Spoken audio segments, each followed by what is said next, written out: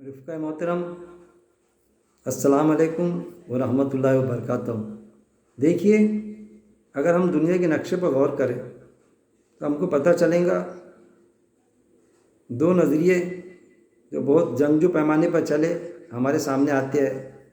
ایک کیپٹلزم یعنی آزادی، انسان کو آزادی، پوری آزادی دی جائے۔ پھر دوسرا کمیونزم یعنی مساوات، برابری۔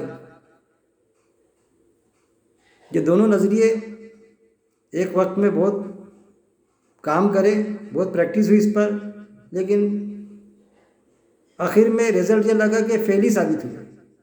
کمیونزم پر بہت زیادہ آپ نے سنا ہوگا اس بارے میں۔ کیا ہے معاملہ کمیونزم کا؟ میں نے خود اسٹیج پر لوگوں کو بولتے ہوئے سنا، بڑے بڑے دگج لوگ، پڑھے لکھے، کہ بھائی ہم چاہتے انسان آج اس طرح سے ہے، ایسی لائن بتاتے کھڑے کہ کوئی اوپر ہے، کوئی نیچے ہے، کوئی بہت مالدار بن گیا، کوئی بالکل ایسا اس کے نیچے آ گیا، غریب غریب ہوتے جا رہا ہے۔ ہم ایسا کرنا چاہتے، یعنی سب کو برابر کرنا چاہتے، یہ اس طرح سے لائن بتاتے اور سمجھتے کہ بس۔ اور اس نظریے میں جو ہمارے ایمان والے ہیں وہ بھی ان کا ساتھ دیتے، ساتھ دیا، اور آج بھی ڈائریکٹ انڈائریکٹ اسی نظریے کو اڈاپٹ کر رہا ہے۔ اب اللہ کا نظریہ تو نہیں بولنا چاہیے، اللہ کا قاعدہ کیا ہے، اللہ کا قانون کیا ہے؟ اللہ کا قانون اگر آپ قرآن کی اس آیت پر غور کریں گے، قرآن میں آیت ہے کہ ہم کسی کو بے فام دیتے ہیں بہت زیادہ، کسی کو نپا تلا دیتے ہیں، اور کسی کو ضرورت سے بھی کم دیتے ہیں۔ یہ اللہ کا قاعدہ ہے اصل میں۔ اس قاعدے سے ہٹ کے اگر کوئی یہ سوچے کہ نہیں، ہم کسی کو جس کو کم دیا اللہ نے بہت زیادہ کم، تو ہم اس کو خود کفیل ہم بنا دیں گے، ہم غریبی دور کر دیں گے، تو یہ بہت کوششیں کی دنیا نے، لیکن آج تک کہ ہوا نہیں ایسا۔ جس کے قسمت میں جو ہے اللہ باقاعدہ دیتا اس کو، وہ سوال ہی پیدا نہیں ہوتا۔ اگر ایسا ہوتا تو پھر یہ معاملہ ہوتا ان کا خود کا بھی، کیا وہ اس میں راضی ہے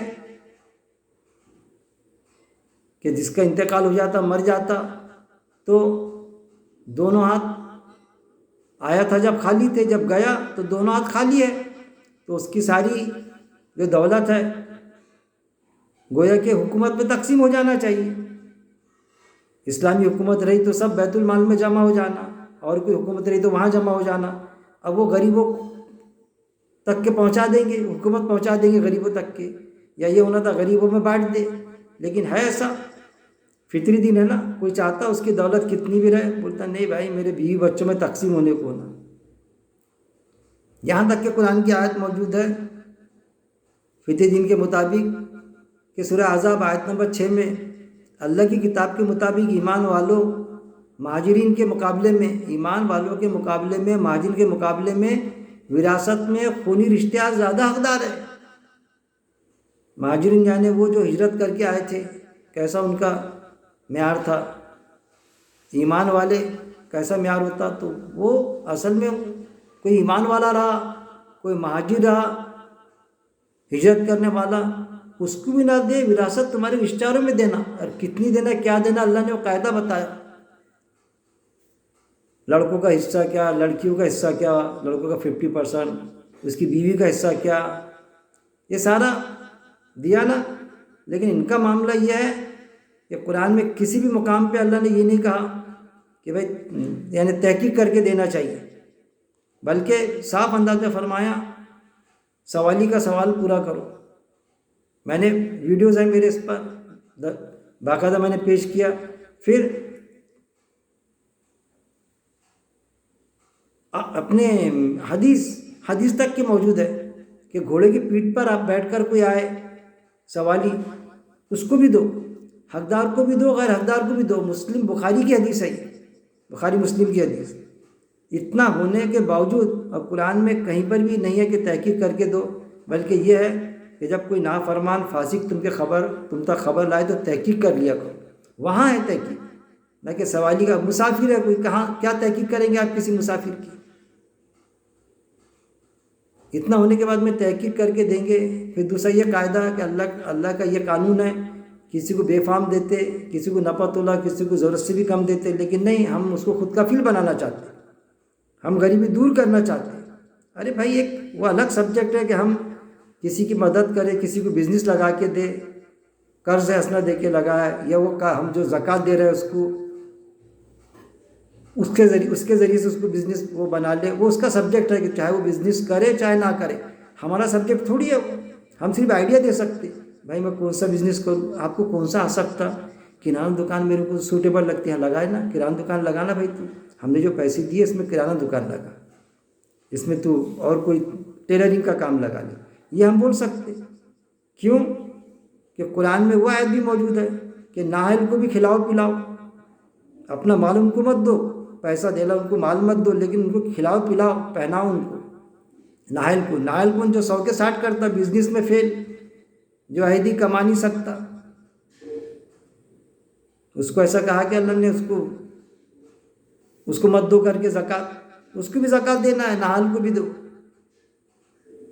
لیکن کیا ہے کہ اگر ہم یہ دیکھیں تو پوری دنیا کا بھی اگر ہم یہ لگائے، اس کا سروے کرے، یا پھر انڈیا کا بھی سروے کرے کسی ملک کا، تو جو آبادی ہوتی ہے نا، اس کے 2% بھی نہیں ہوتے مانگنے والے. لیکن مانگنے والے ارے غلط مانگتے، لاکھوں روپے جوڑ دے رہے.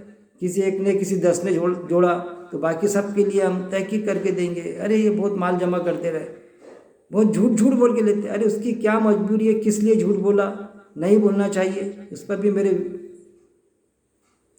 ویڈیوز موجود ہے.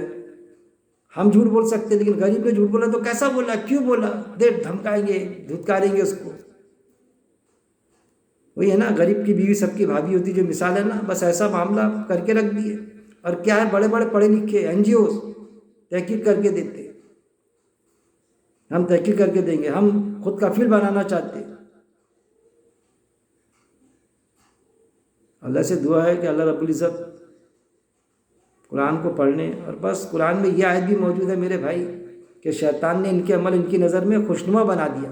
عمل غلط، عمل قرآن کے قاعدے خلاف، لیکن اس پر مٹکتے کہ ہم بہت بڑے پڑھے لکھے ہیں، دنیاوی تعلیم کے بہت بڑے عہدوں پر ہم فائز تھے، تو ہم اللہ کے قاعدے کے خلاف میں کام کریں. یہ ہو گیا نا، آیتوں پر غور و تدبر کریں گے نہیں. اللہ سے یہ دعا ہے کہ اللہ رب العزت ہم سب کو قرآن کی آیتوں پر غور و تدبر کرنے، اس پر عمل کرنے، اور موت تک اس پہ جمے رہنے کی میرا مالک توفیق دے. وآخر الدعوانا ان الحمد للہ رب العالمین.